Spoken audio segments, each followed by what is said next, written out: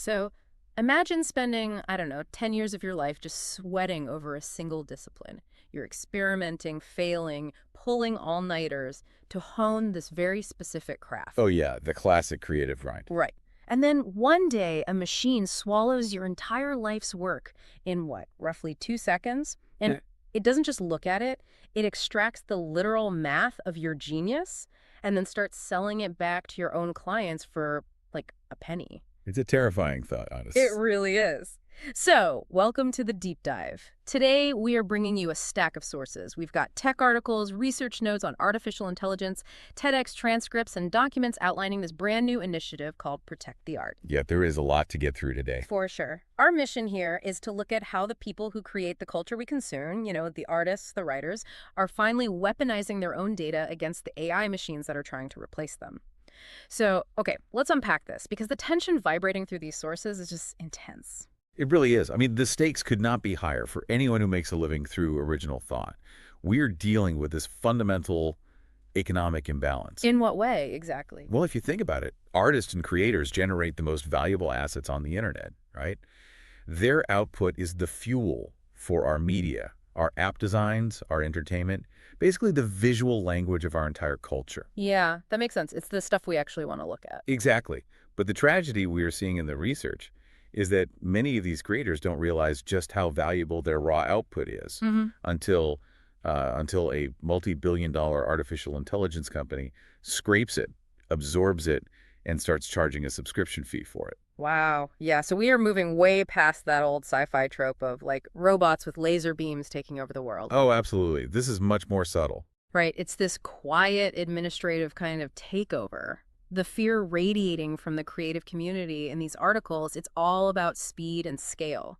It's the feeling that years of hard work, say, a lifetime of refining a deeply specific watercolor style, can just be ingested by a neural network in milliseconds. It's an industrial-scale vacuuming of human experience, and the resulting data isn't just kept in some vaults for research, They're actually using it. Yeah, the systems use those stolen statistical relationships to generate competing content on demand. A user types in a prompt, and the AI leverages the specific style it took from you to spit out 1,000 derivative images.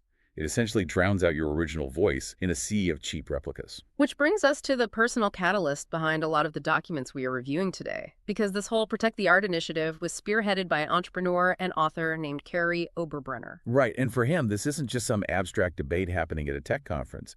No, not at all. According to our sources, Oberbrunner discovered that multiple books he had authored were used to train these massive AI language models. And, nobody asked him. Nobody compensated him. Which is just wild to think about. It is. He even found instances where his TEDx content, like his actual spoken word ideas, were being regurgitated in AI-generated outputs online. You can really feel the frustration in his commentary because, a TEDx talk isn't just something you improvise on a Tuesday. Definitely not. It's months of drafting, practicing, and refining an idea until it resonates. His intellectual property, his specific way of synthesizing information, was just fed into a machine. And then the machine gets all the credit. Exactly. That machine became smarter, its corporate valuation skyrocketed, and Oberbrunner, who was the literal source code of that specific intelligence, was completely cut out of the transaction. Man, it makes me think of, like, a chef. Let's say a chef spends 20 years running a kitchen. They're burning their hands, working weekends, agonizing over spice ratios to perfect this one incredible signature dish. People travel across the country just to eat it. I love this analogy. Right.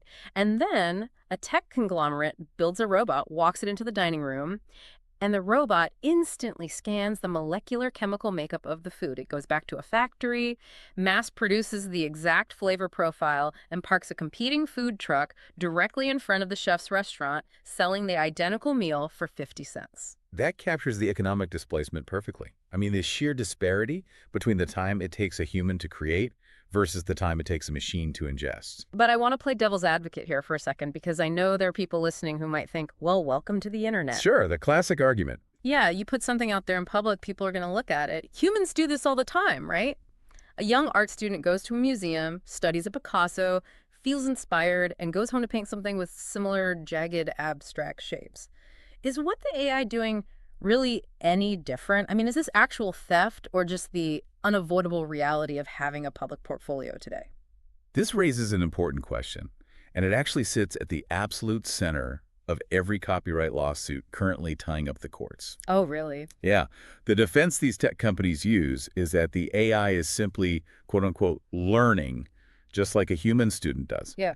But let's look at the actual mechanism of how that learning happens. Okay, let's break that down. When a human art student looks at a Picasso, they filter that visual information through their own lived human experience.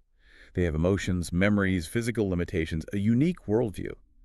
When they pick up a brush, the result is fundamentally a new expression born from human synthesis. Because they possess a soul, they are filtering the inspiration through their own humanity. Exactly.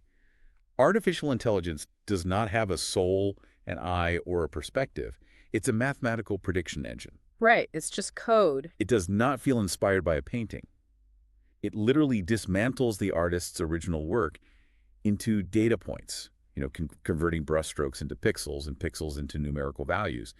It maps the statistical probability of which color usually follows another color in this specific artist's work. So it's just pure math. It is an automated algorithmic extraction of value without consent.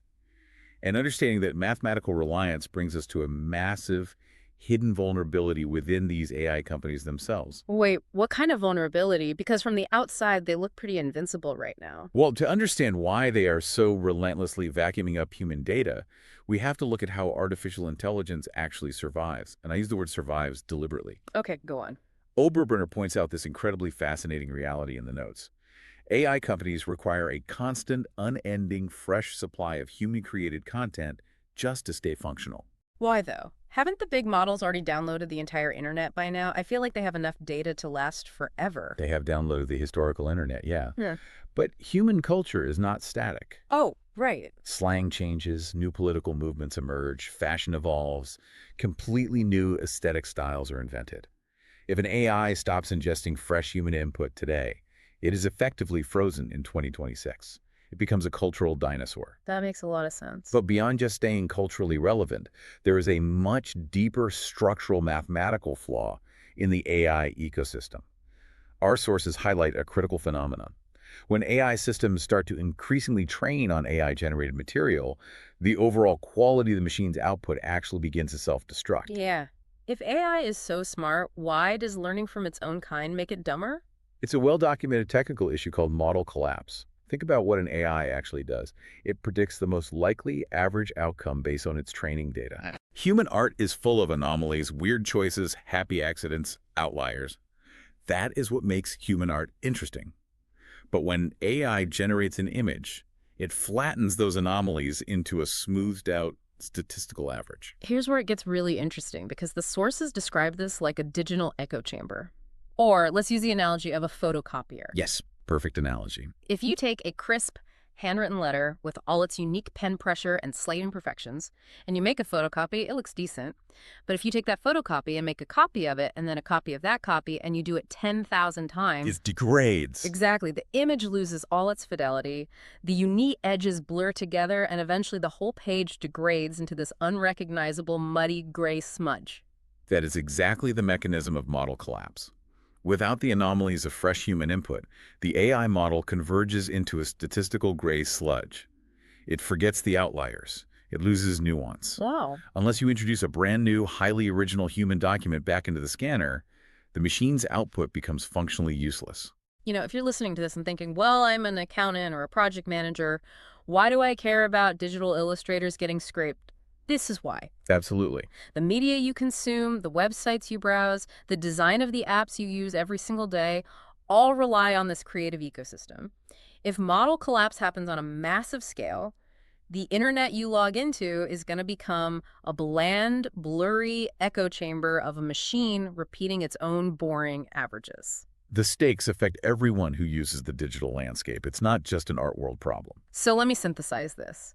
If AI desperately needs fresh, weird, unique human art to avoid degrading into mathematical sludge, doesn't that mean the artists, who Oberbrunner literally calls the most valuable sources of data on Earth, actually hold all the leverage in this dynamic? What's fascinating here is they absolutely do. Really? Yes. The entire multi-billion-dollar generative AI industry is entirely fundamentally dependent on the continuous free labor of human creatives.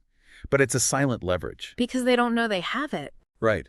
The tech conglomerates are not exactly putting up billboards advertising this vulnerability.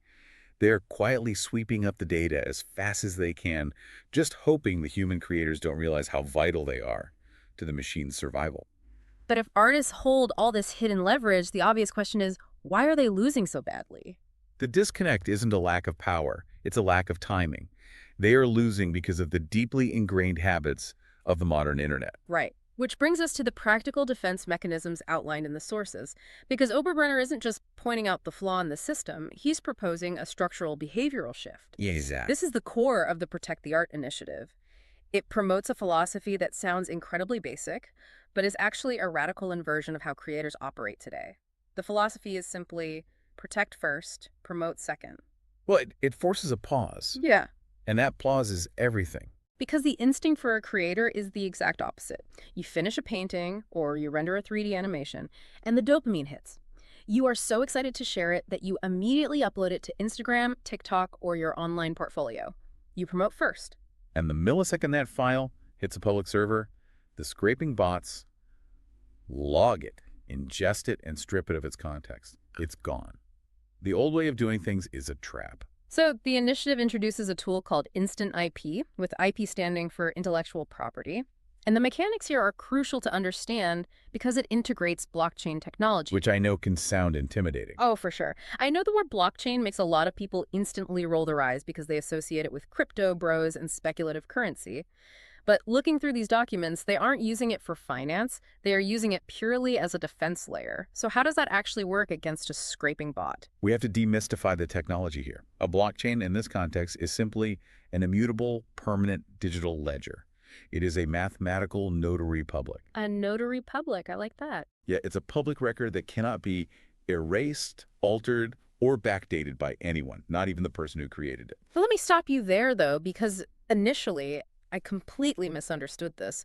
I thought putting a blockchain on an image meant putting some sort of invisible magical force field into the pixels so the AI bot couldn't right-click and save it. That's not what this is it? No. It doesn't build a physical wall around the file. It provides an undeniable legal weapon. Okay, a legal weapon. When AI companies scrape data, they operate in the legal gray area of fair use. They claim they found the file floating in the public domain and had every right to analyze it. Traditional copyrights are the ultimate protection, and the initiative is clear that you still need those. Right, you still need to register it. But the Government Copyright Office moves at the speed of bureaucracy. It takes weeks or months to process a registration. And the internet moves in milliseconds. Precisely. So Instant IP uses the blockchain to provide an immediate, instant first layer of defense. It documents the work the very second it is finished, before the artist uploads it to social media. Ah, I see. It establishes cryptographic proof that this specific artist owned this specific digital file at this exact nanosecond in time. So if an AI company scrapes your portfolio and you send them a cease and desist, they can't play dumb. You have mathematical proof of origin that predates their ingestion of the file. Yeah. You basically destroy their fair use defense. It flips the power dynamic completely. It gives the creator the legal leverage to demand removal or, more importantly, to demand licensing fees and compensation. I understand the legal power of that. I really do. But I have to push back pretty hard here because I know how exhausted creators are right now. Oh, burnout is huge. It's massive. Artists are already burning out trying to keep up with social media algorithms, making reels, engaging with comments just to stay visible. Now we're telling them they have to act as their own intellectual property lawyers and manage blockchain ledgers before they can even post a rough sketch on their feed. Doesn't adding this layer of friction fundamentally kill the joy and spontaneity of creating? That is a totally valid concern. Friction is always the enemy of new technology. If a tool is tedious, people just won't use it, no matter how much it protects them. Right. But the design of platforms like Instant IP is focused entirely on removing that friction. It's designed to be a background habit, literally just a few extra clicks before hitting publish. I hear that. But, you know, a few extra clicks every single time you make something still sounds exhausting to me. Well, we have to weigh the friction against the reality of the exploitation. Yeah. Let's look at the psychology of it. Yes, it's an extra step. But if you don't take those few seconds to stamp your work, you are effectively donating your creative DNA to a corporation that is actively building a machine to replace you. Oof, wow. When you frame it as donating my DNA to my replacement, yeah, a few extra clicks suddenly seems like a very reasonable boundary to set. And that boundary profoundly impacts the psychology of the creator. Beyond just the technical legalities, our sources spend a lot of time analyzing how this shift changes the careers of the artists themselves. Let's dive into that psychological impact. Because Oberbrunner argues that for generations, society has fed artists this pervasive, toxic, false choice. Ah, yes, the narrative of the starving artist. Yes. The deeply ingrained idea that you must choose between being a pure, suffering creative or being a business-savvy professional. There is this stigma that if you care about protecting your work or if you care about making money from your art, you're somehow a sellout and your art is less authentic. Oberbrunner forcefully argues that this is a complete lie. And if we look closely at that narrative, we have to ask who it actually serves. You're right. The romanticized idea of the starving, business-illiterate artist ultimately only benefits the middlemen and the tech companies who want to exploit them. It's so true. If society convinces artists that they shouldn't care about the business side of their IP, it makes it infinitely easier to extract value from them without paying for it. It's gaslighting on an industrial scale. And what's amazing to read in these documents is the ripple effect that happens when artists finally reject that narrative. When they take ownership, when they protect first, they actually gain immense confidence. The source notes highlight that creators aren't paralyzed by the lingering dread of theft anymore. Security breeds creative freedom. When you know your house has a deadbolt on the door, you sleep better at night, right? Yeah, exactly. When an illustrator knows their portfolio is mathematically anchored to a blockchain timestamp, they can share their vision with the world aggressively, without that constant low-level anxiety that they are just feeding the machines. The adoption rates mentioned in the text are really telling, too. It lists a massive array of professionals who are flocking to this Protect the Art ecosystem. We're talking about traditional oil painters, graphic designers, portrait photographers, sculptors, digital concept artists, basically anyone who produces visual media. Because the AI doesn't discriminate between mediums, right? So the defense strategy has to be universal. The universal need for protection is exactly why tools like this are gaining traction so fast. And as a practical side note found in the source material, they mentioned that to help change this behavior, creators can actually receive a complimentary IP protection credit just to try the system out. Oh, that's great. Yeah, you just go to instanttip.todayartist to get started. It's a smart way to remove the initial financial friction and just let people experience the feeling of holding a verified timestamp of their work. It lowers the barrier to entry, so creators can instantly feel that sense of agency. So what does this all mean? When we zoom out and look at this entire battlefield between human creators and artificial intelligence, Oberbrunner makes one final impassioned plea in his TEDx material. He says, the world needs more artists, not fewer. He's urging people not to quit. Yeah. If we can normalize this defense, if we remove the fear of instant AI theft, do you think we could actually see a modern renaissance of human creativity? If we connect this to the bigger picture, I think a renaissance is not just possible, it's mathematically necessary if we want our culture to survive model collapse. Wow, mathematically necessary. Look back at history. The original Renaissance wasn't just a random explosion of talent. It was an era where artists were suddenly valued, funded, and aggressively protected by patrons in a completely new economic model. Right. The Medici family wasn't just buying paintings, they were providing a secure ecosystem for the creators to operate within. Precisely. Today, the patrons aren't wealthy royal families. The patron is the artist's own self-agency, secured by immutable technology. That is profound. If we give the legal and mathematical power back to the creator, if we ensure they can actually control the licensing of their output, then human creativity will flourish.